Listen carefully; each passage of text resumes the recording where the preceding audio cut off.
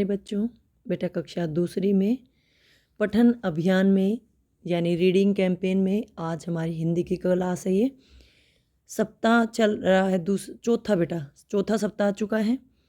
Worksheet आप लोगों की 18, जिसको बोला इन्होंने क्रम संख्या 18, मतलब 1 से 17 तक आप पहले कर चुके हो। उसमें अलग अलग विषय थे। दिनांक है आज की 7/2/2022, दिन सोमवार, 7 फरवरी है, सोमवार का दिन है। यहाँ सभी बच्चों को अपना नाम लिखना है या अपनी टीचर का नाम लिखना है। आज का हमारा थीम है चित्र संबंधी वाक्य। चित्र से जुड़े हुए वाक्य आप लोगों को बताने हैं, ठीक है। कहानी के माध्यम से आज हम इस काम को पढ़ेंगे। और बेटा दूसरी कक्षा के बच्चों को जोड़ जोड़ कर पढ़ना या बहुत अच्छे से पढ़ना अवश्य आना चाहिए। तो अगर आप बहुत अच्छे से पढ़ लेते हो तो बहुत अच्छी बात है, लेकिन फिर भी थोड़ा थोड़ा जोड़कर ज़रूर पढ़ना आना चाहिए, क्योंकि दूसरी क्लास में हो आप लोग, ठीक है। और हमारा इन वर्कशीट को करने का उद्देश्य है पढ़ना ही है, लिखना नहीं, सिर्फ पढ़ना। नमस्ते प्यारे बच्चों, आशा करते हैं आप सभी स्वस्थ और खुश होंगे। बच्चों, आप अपने दोस्तों के साथ खेलने में मज़ा आता होगा ना।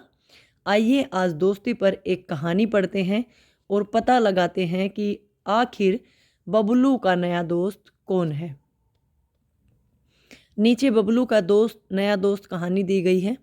कहानी को क्रम से पढ़कर अपने अभिभावकों और शिक्षक को सुनाइए।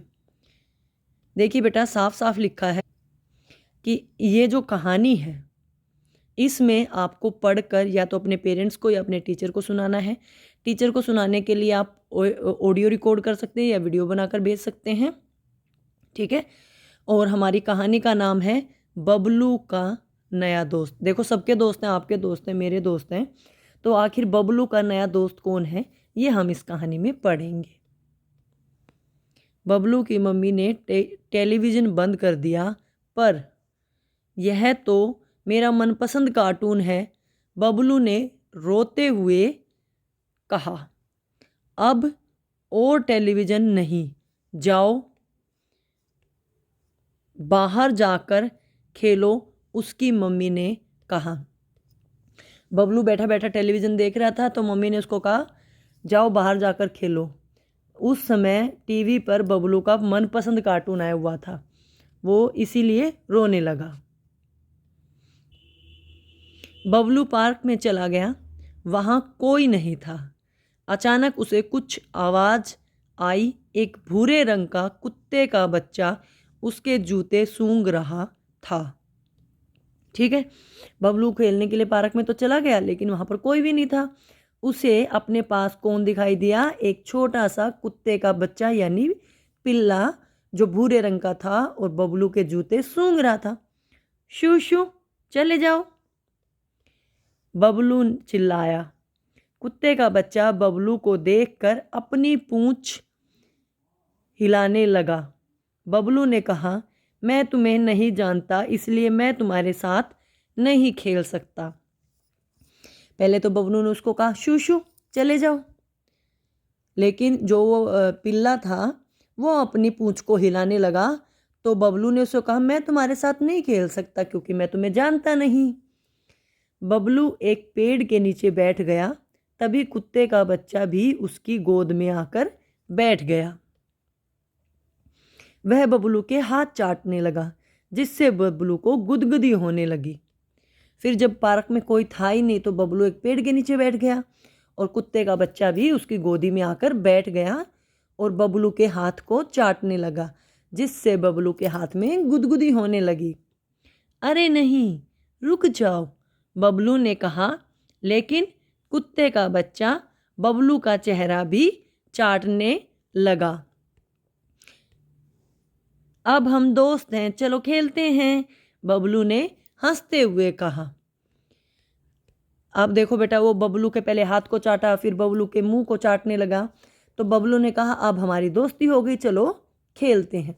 तो बेटा, जैसे मैंने पढ़ के सुनाया, आप लोग ऐसे भी पढ़ सकते हो, या फिर कोई बच्चे जो धीरे धीरे पढ़ते हैं, बबलू बबलू की मम्मी मम्मी ने टेलीविज़न बंद कर दिया, पर यह तो मेरा मनपसंद कार्टून है, बबलू ने रोते हुए कहा।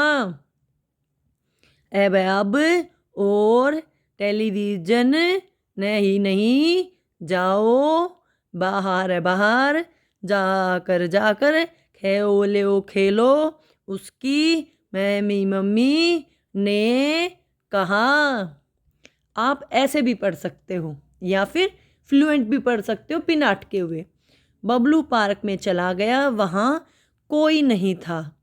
अचानक उसे आवाज़ आई, एक भूरे रंग का कुत्ते का बच्चा उसके जूते सूंघ रहा था। ठीक है, या आराम से भी पढ़ते सकते हो। शू शू चले जाओ, बबलू चिल्लाया।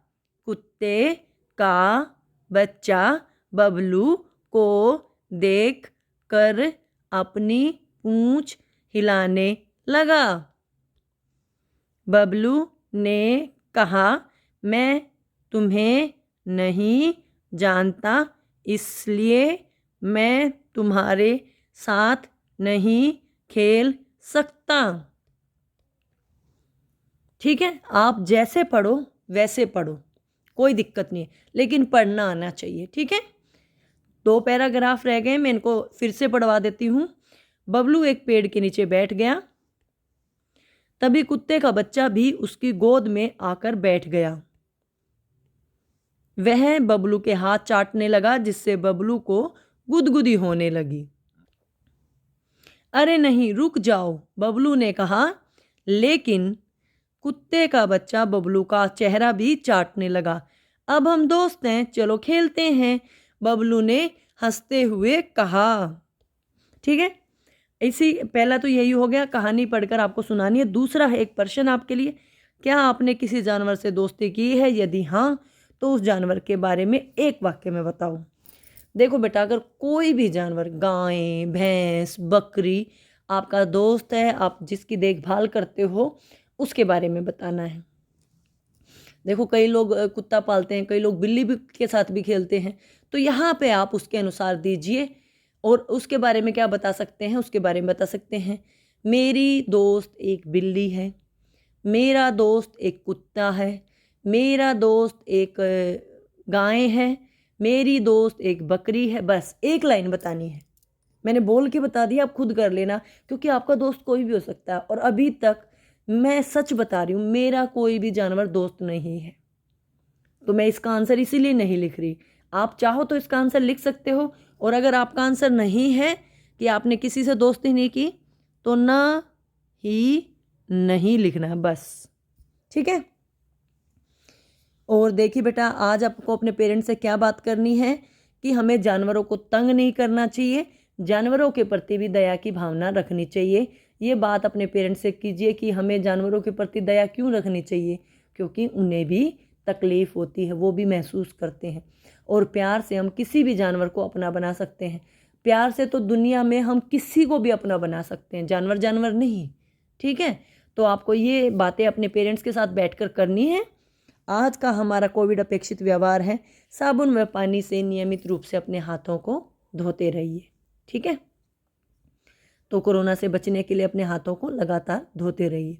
वर्कशीट को पढ़िए, पढ़कर सुनाइए, एक क्वेश्चन है उसका आंसर दीजिए और अपना काम पूरा कर लीजिए। ठीक है, वीडियो अच्छी लगे तो लाइक कर देना, चैनल को सब्सक्राइब कर लेना। वीडियो देखने के लिए आपका बहुत बहुत धन्यवाद।